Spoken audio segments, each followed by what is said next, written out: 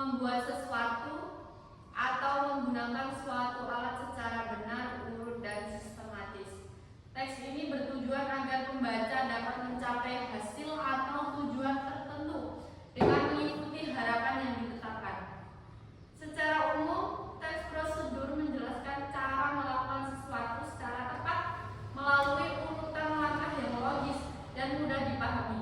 Contoh paling umum dari teks prosedur adalah resep masakan, petunjuk penggunaan alat, cara mendaftar sesuatu layanan, atau tutorial membuat kerajinan tangan. Unsur dan ciri-ciri teks prosedur.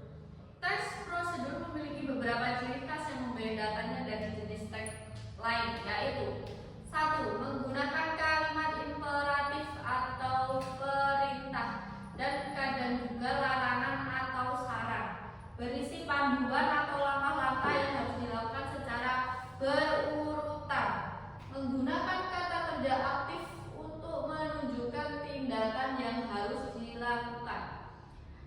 Menggunakan konjungsi atau kata penghubung yang menandakan urutan seperti pertama, kemudian, dan terakhir. Menyertakan keterangan waktu, tempat, cara, alat, bahan, atau syarat tertentu yang dibutuhkan. Seringkali menggunakan penomoran atau poin agar langkah-langkahnya jelas dan mudah diikuti. Struktur teks prosedur. Struktur umum teks prosedur terdiri dari beberapa bagian utama, yaitu 1. Tujuan, biasanya menjelaskan maksud dan hasil akhir yang ingin dicapai dari prosedur tersebut. 2. Material, berisi daftar alat, bahan, atau syarat yang diperlukan sebelum melakukan langkah-langkah. 3. Langkah-langkah, uraian proses atau tahapan yang dilakukan secara berurutan dan sistematis. Yang terakhir, penegasan ulang atau biasa disebut dengan penutup. Bagian ini bersifat opsional, berisi kumpulan saran atau imbauan setelah prosedur selesai dilakukan. Tujuan teks prosedur.